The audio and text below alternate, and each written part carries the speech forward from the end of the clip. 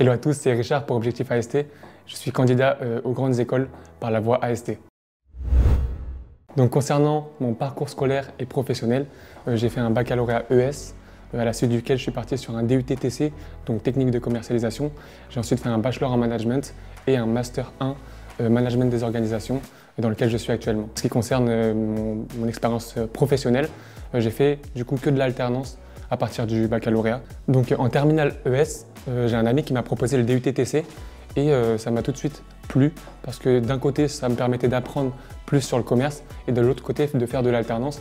Et moi c'était un facteur crucial de faire de l'alternance pour pouvoir financer mes projets futurs et solliciter le moins possible mes parents. Donc après le DUT TC, je cherchais une formation qui puisse me permettre de continuer l'alternance et aussi de rester en région parisienne.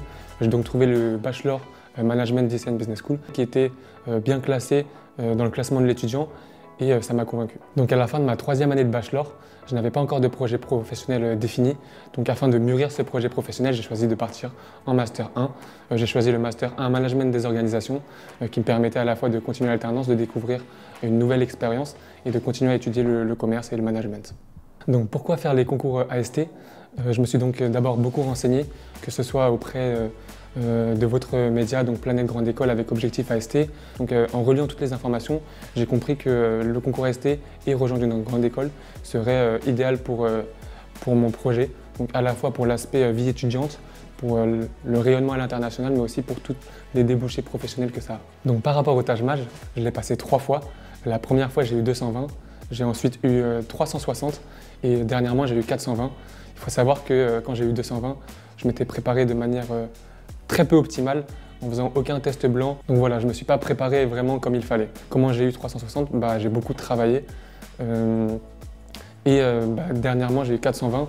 C'est en me perfectionnant au niveau des points où j'avais à creuser. Donc qu'est-ce qui a marché pour moi et qui m'a permis de passer de 220 à 360 puis 420?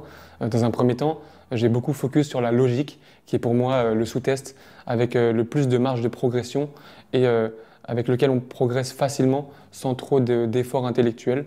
Donc j'ai beaucoup focus sur la logique. Pour moi, il est important d'avoir une méthode de résolution des questions.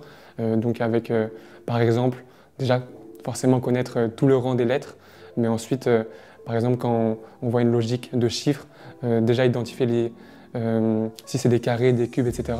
Donc bien connaître ces carrés, ces cubes à l'endroit, mais aussi à l'envers. Connaître également les nombres premiers, donc tout ce genre de détails qu'il va falloir apprendre par cœur pour perfectionner la logique. Ensuite, mes autres priorités étaient bien évidemment les autres parties calculatoires. Donc le raisonnement, même si ce n'est pas une partie calculatoire, c'est quand même des notions qui sont faciles à appliquer. Il y a également le calcul et les conditions minimales.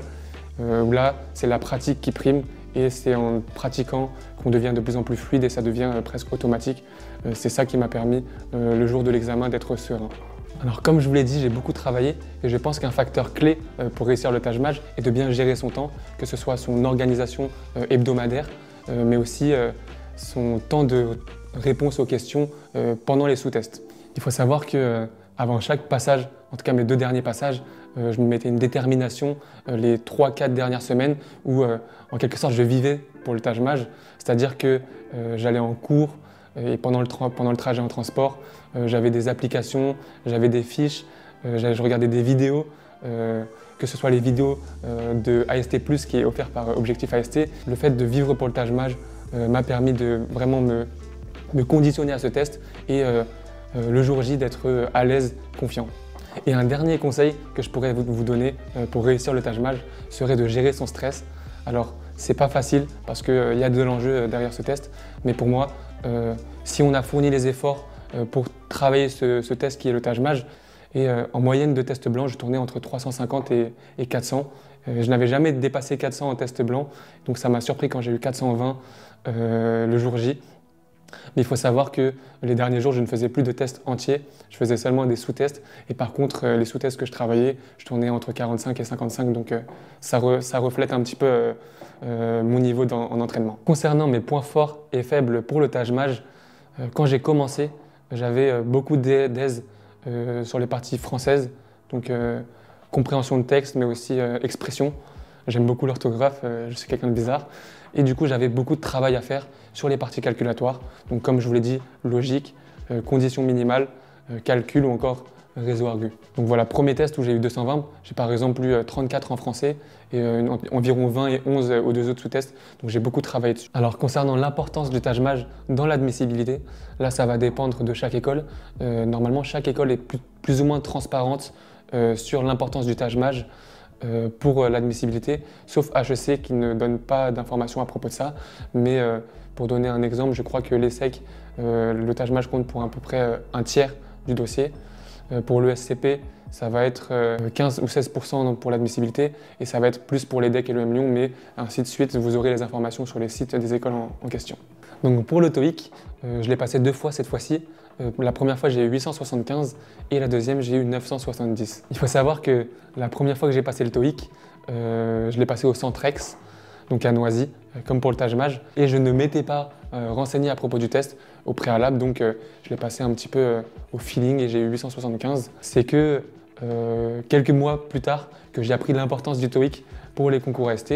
J'ai donc révisé avant de le passer et étant donné que je suis quelqu'un qui aime apprendre les langues comme l'anglais, j'ai eu beaucoup de facilité à réviser ce test, mais en faisant des sous-tests, enfin des tests blancs et en corrigeant mes erreurs, j'ai parvenu à avoir 970 sur 990. Du coup, le deuxième passage, je l'ai passé dans le 9e arrondissement. Je crois que c'est le centre officiel d'ETS. Je dirais qu'il est préférable de passer le test dans ce centre-là parce qu'on a un casque dans les oreilles.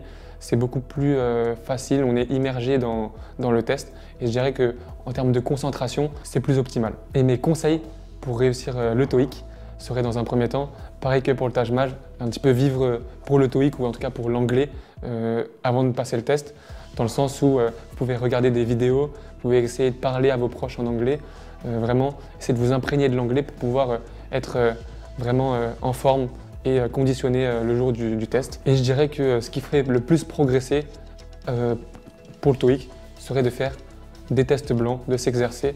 Je me souviens en avoir fait une dizaine via la plateforme Global Exam, mais il en existe plein d'autres.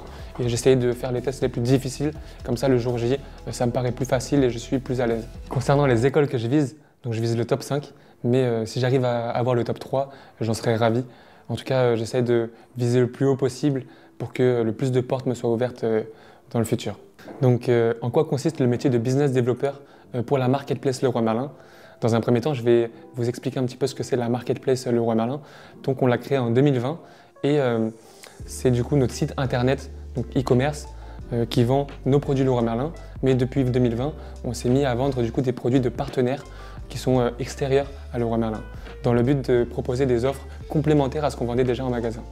Donc voilà, sur le site leroymerlin.fr, vous pouvez directement commander et recevoir des produits directement chez vous grâce à la marketplace Leroy Merlin. Donc voilà, on est un petit peu comme la start-up de Leroy Merlin, mais mon rôle en tant que business développeur va être dans un premier temps de recruter les nouveaux marchands, donc des leads, et ce par le biais de logiciels, de sites internet comme Vigie, Fox Intelligence. Au contraire, je vais aussi avoir le rôle de traiter les demandes entrantes de leads de Leroy Merlin. Et voilà, on a du coup une plateforme qui s'appelle Miracle Connect où des leads qui veulent rentrer dans notre marketplace nous envoient des messages et du coup mon rôle est aussi de les traiter. Que ce soit nous qui prospections les leads ou que les leads viennent en contact avec nous, mon rôle est du coup de les appeler, de faire des calls avec eux pour pouvoir déterminer le potentiel de ces derniers à rejoindre notre marketplace.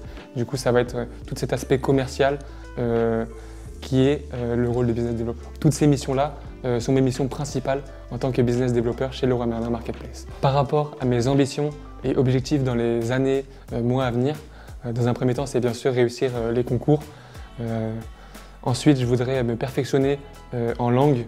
Donc j'aimerais me perfectionner en chinois mandarin, du coup qui est ma langue d'origine, et aussi perfectionner mon anglais ou encore mon espagnol si j'ai le temps. J'aimerais aussi faire un semestre à l'étranger. Là, j'ai pas encore choisi la destination, mais je sais que rejoindre une école de commerce me permettrait de réaliser un semestre à l'étranger. Donc c'est un de mes objectifs et ensuite serait de décrocher mon stage et encore de mûrir mon projet professionnel pour pouvoir être opérationnel, employable à la fin de mes études. Il faut savoir que cette année de concours, je l'ai préparée avec des amis et on avait ce réflexe de dire, de nous donner en fait la Mamba Mentality. Qu'est-ce que la Mamba Mentality? C'est en fait de ne rien prendre pour acquis et de travailler dur pour atteindre ses objectifs sans jamais perdre les bras, vraiment. C'est cette mentalité qui m'a guidé à réussir du coup mon Taj-Maj et aussi mon TOEIC. Je vous invite vivement à avoir cette même mentalité, vraiment de rester toujours concentré, déterminé, ne jamais lâcher les bras par rapport à ce concours qui est le concours AST. Et aussi, deuxième conseil, ne pas s'auto-censurer. Je pense que c'est l'erreur que beaucoup font de s'auto-censurer, mais vous ne pouvez pas vous auto-évaluer par rapport à votre dossier, par rapport à vos expériences passées, par rapport à ce que vous valez. Il faut toujours tenter parce que vous pouvez toujours avoir de bonnes surprises, donc je dirais qu'il ne faut jamais s'auto-censurer. C'était Richard pour Objectif AST, à très bientôt.